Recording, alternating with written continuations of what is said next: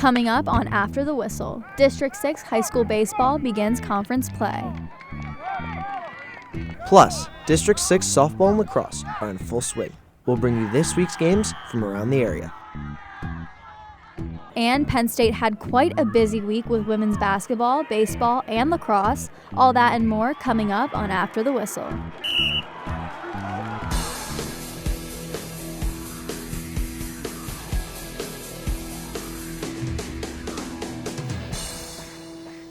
Welcome to After the Whistle. I'm Jenna Wisman. And I'm Owen Camaros. Today we'll bring you baseball, softball, and lacrosse from around the District 6 area. We'll also have Penn State's WBIT appearance, as well as baseball and lacrosse. We take you now to baseball, where the defending 4A state champion Bellefonte Red Raiders hosted Tyrone for their first Laurel Highlands game of the season. This was also Bellefonte's first game of the season, whereas Tyrone beat Juniata Valley 14-2 last week. Dang, that's a killing. We'll pick it up at the bottom of the third when Levi Purnell lines one to left field to score two, which puts the Red Raiders up 4-3. But check this out, he gets caught trying to extend the play at second. Yeah, he had his hands in the cookie jar and just got caught.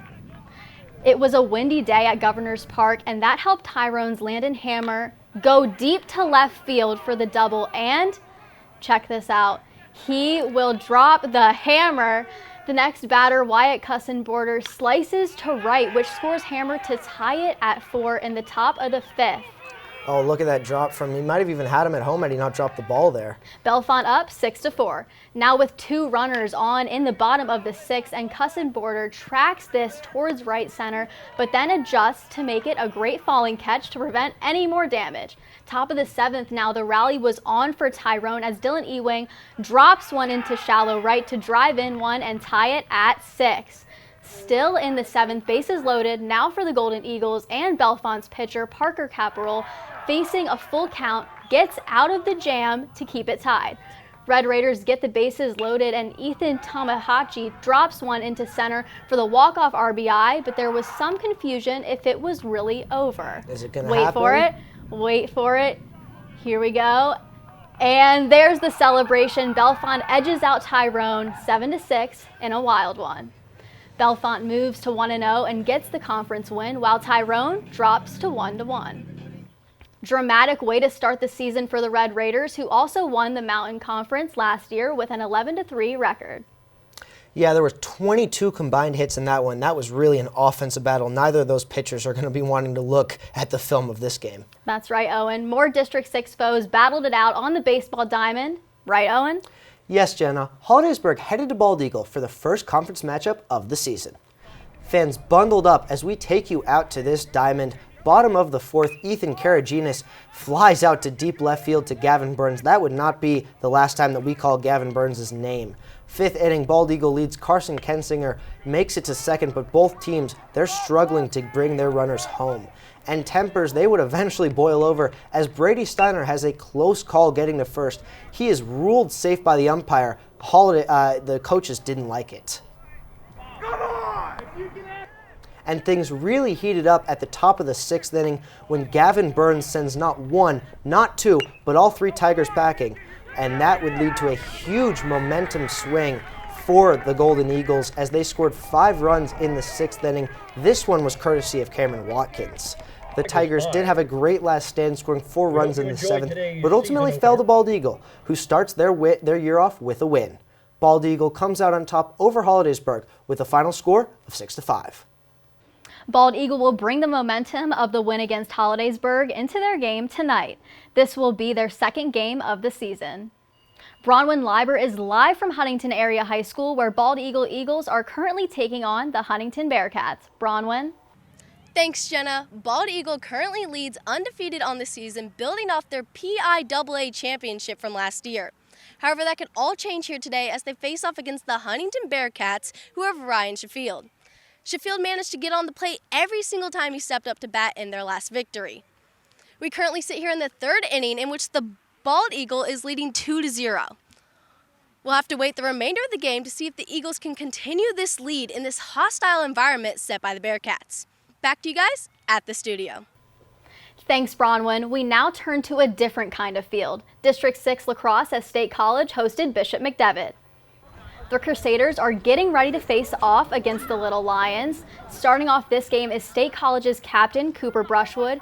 Look at him right here. He gets a little shifty for his 100th career goal with this shot and score. Great shot from him.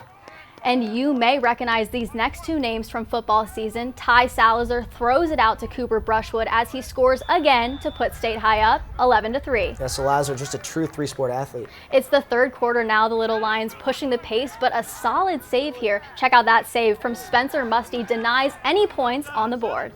7 minutes left, the Crusaders trying to make some noise after this goal by Carter Nemchik.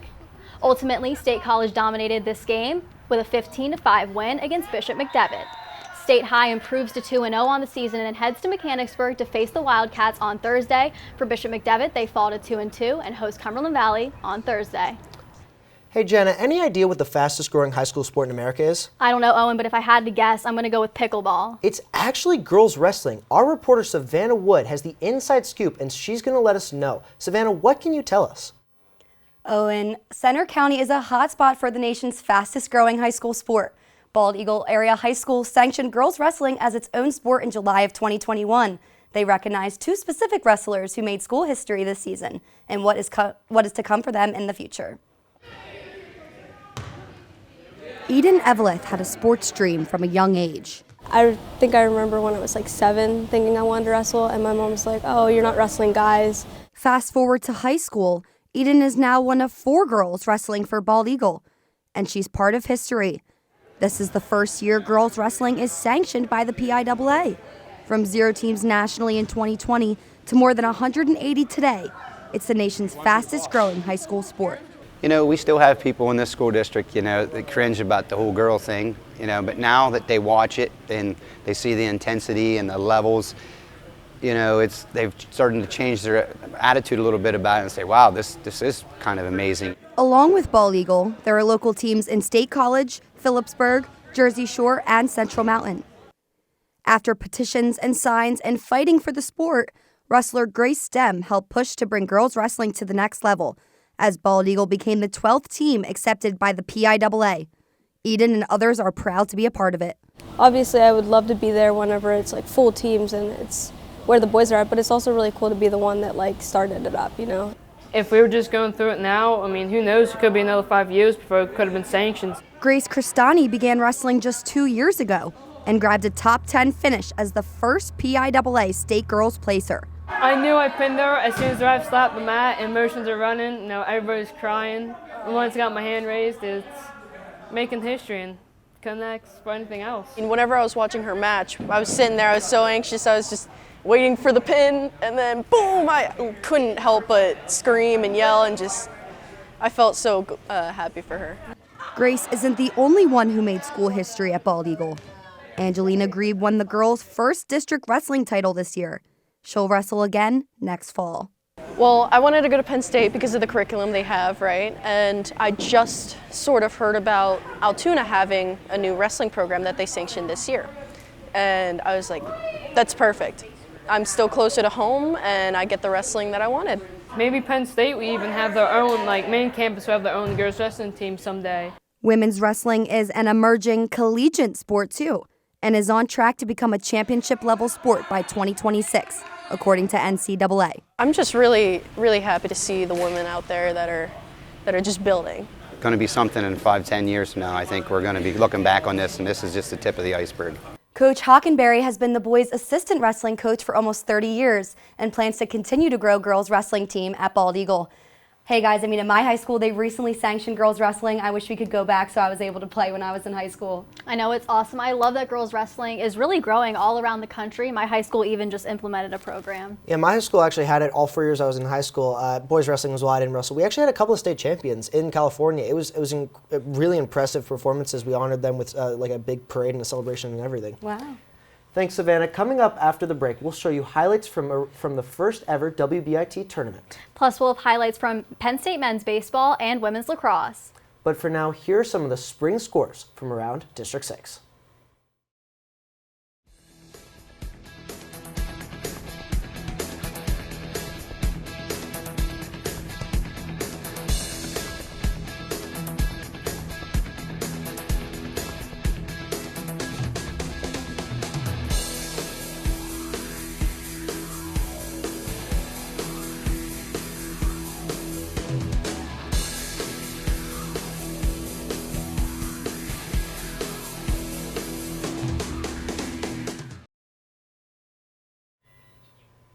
Welcome back to After the Whistle, brought to you by Com Radio, the Center County Report, and Penn State's Chapter of Awesome. The Penn State women's basketball team has moved on to the second round of the WBIT tournament after beating George Mason 84-80 in overtime. Jenna, what are the Lady Lions' chances of moving on to the Elite Eight? Well, Owen, Penn State had to get through Belmont first. Belmont would come to the BJC on Monday. Both teams bringing the hype before this matchup. We'll start in the second quarter here. It's Emily LaChapelle. She will get the feed where she later locks down the three. Belmont leads 16-14. Third quarter, Leilani Kapanis throws a cross-court pass to Shea Chesky for the three.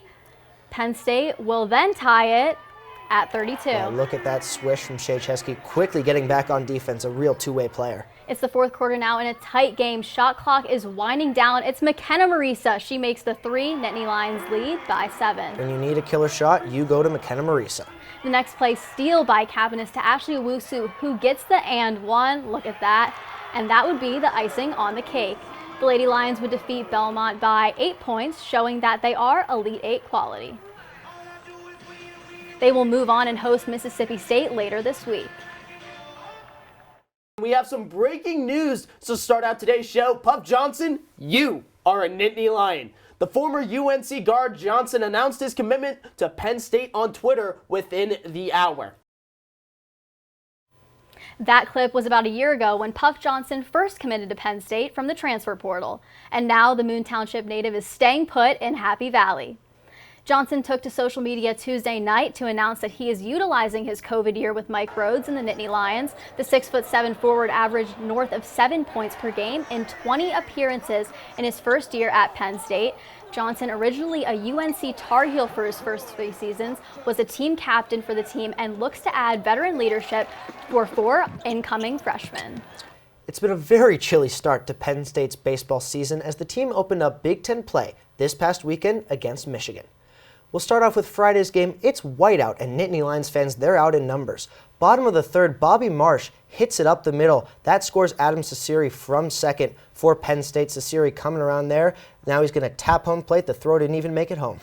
Later in the third, Matt Maloney, he's wearing number 25, as you see here. He smacks the ball over the middle. It's dropped by Kyle Dernetti at short. Penn State tacks on a second run, or do they? Wait. Maloney, he batted out of order. He is called out, and the run, it doesn't count. Top of the sixth, Dernetti again, he walks, which scores Will Rogers. That pitch was just a bit outside or high. I'm not really sure the umpire's call there, but it certainly was a walk, and that scores Will Rogers 3 runs in the sixth for Michigan, making it 3-3. Bottom of the ninth, there's a little bit of a swinging bunt almost. Wow. It's dropped by the pitcher. Penn State wins it. They walk it off 4-3. The Nittany Lions, they take Game 1, getting their first conference win of the season. This win marks Penn State's 200th win at Medler Field at Lebrano Park. While they hung on to get the victory, Penn State had another 2 games to go in this series. They did, Owen, and the Nittany Lions did not find the same success through the rest of the weekend, including the series finale on Sunday. Ah, darn it. Bottom of the first inning, 1 runner on, 2 outs. Bobby Marsh drills the ball deep to the left center gap as Jakonski scores from the first. Penn State up 1-0. Top of the second, Sanchez gets Dernetti to strike out swinging. Yeah, let's Check see this this out. here. Let's see. I always hate swinging strikeouts. Honestly, sometimes even better to just look. Me here's as well. Here's the pitch and the swing. I think he got him low, maybe even on a Strike curveball. out. Now it's the top of the sixth. Chick DiGaetano pitching for Penn State. Dernetti will split left side as Dylan Santone comes across to score. Game is now tied at 1. Here's the throw to Here the he plate, comes. cut off by the pitcher. They're not even going to let it go home. Now it's the top of the 7th inning. Stefan Hrushich doubles down the left field line as 2 runners score. Here they come. 2 runners are going to score, and they're going to make it 3-1. The Wolverines would score 9 runs in the inning. Yikes, that is rough for Penn State. Although the blue and white battled back to score 5 runs in the bottom of the 8th, it wasn't enough, as Michigan would get the win 11-6. With the win, the Wolverines took home the series to improve to 9-15 on the year. Meanwhile, the Nittany Lions would drop to 12-9, but get another shot to add to their win column against Pitt. They sure did, Jenna. The first 350 students were given Dollar Dog Night T-shirts and Gotta I'm sure love ate a Dollar lot Dog of hot dogs. Penn State fans poured into Medler Field for the third largest crowd, which resulted in the second highest sellage of hot dogs. There were some people that I know that were there eating hot dogs. No action in the first 3 innings, so let's pick it up in the bottom of the 4th. Taven Kelly takes ball 4 and walks, which leads to Adam Sasiri scoring the first run of the day. Pitt responded right away, though, top of the 5th inning. Turner Grouse scoring off the fielder's choice. That would make it 1-1. But that would be, unfortunately for Pitt, the only run they would score. Penn State would score 7 runs in the bottom of the 6th to win. After that 6-run inning, Penn State would score 2 more runs in the bottom of the 8th and would take the win 10-1. Penn State improves to 13-9 on the season, while Pitt falls to 11-11. Moving over to Panzer Stadium, Penn State women's lacrosse had a huge game against number 1 ranked Northwestern. Each team announced their starting lineups before things began to heat up. It's Kristen O'Neill with the first of her many goals of the night, giving Penn State an early lead, 1-0. Top corner, no chance for the goalkeeper. Next, it's Erin Coy-Kendall with a feed to Dylan Amonte for their first of the night. This goal was key for Northwestern as they pushed their lead to 7-3 at the end of the first half. Then it's Erin Coy-Kendall again with a nice crease roll to tie the game 13-13, forcing it to overtime. Who else other than Kristen O'Neill to win the game for Penn State on a free position shot going right over the goalie's stick? You know, walk-offs, they usually only happen in baseball, but I guess there's one in lacrosse. Unranked Penn State takes down number 1 ranked Northwestern 14-13. The Nittany Lions moved to 2-0 in conference play. Our Cassie Vaselas was our reporter at the upset. Cassie, what made the difference? Well, Jenna, it was Kristen O'Neill who made the biggest impact from start to finish as the Big Ten Midfielder of the Week looked to keep her team's winning streak alive. Let's take a look. On a brisk Friday night in Happy Valley, Penn State returned home to Panzer Stadium after a 5-game road trip across the Northeast. The Nittany Lions welcomed in the reigning national champions in number 1 Northwestern, where they would trail the Wildcats 7-3 with 5 minutes left in the first half. Despite the 4-goal deficit, the team never gave up. The Nittany Lions ended up coming out successful in a 14-13 overtime victory, with Kristen O'Neill having a phenomenal performance with 6 goals. 4 of the captain's 5 goals through 4 quarters was what gave Penn State the boost to storm back and force overtime. We were so calm the whole game, and then we came into that huddle and we just started singing to the song as it was because we were just so calm, cool, and collected and trusted that we were going to come out with that win, which I think shows a ton of confidence in their group. In the final 2 minutes of the game, O'Neill stepped into a spot that she knows all too well to score her 6th goal, 150th of her career.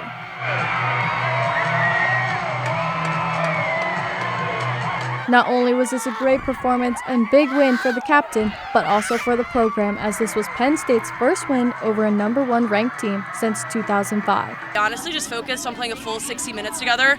We haven't done that this season. I think that's why some results haven't gone our way. And we just view this as an amazing opportunity to come out, play a great team, and show who we are. This was Penn State's second overtime win of the season, all thanks to its star player.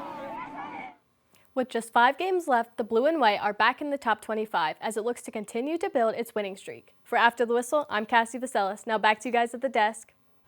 Thanks, Cassie. We'll take a look now at our top plays from around the area. Starting off our high fly list is this ball to deep right field that is caught by Tyrone's Wyatt Cussenborder, who loses his hat as he falls to the ground to end the inning. And Jenna, this wouldn't be the first time he loses his hat. That's right, Owen. He lost it not once, not twice, but 3 times in Busy Day, the outfield. Now over to Medler Field for number 2, where Grant Norris taps the ball up to the pitcher, who fumbles it, allowing for Taven Kelly to run home and walk off the game. Look out, Grant. Here comes the mob. And then for our top play of the week, after we look at the celebrations from this awesome Penn State baseball game, you know who it is? Of course, it's Kristen O'Neill. Kristen O'Neill, who paints the corner on this free position shot to be crowned the hero of Penn State's day.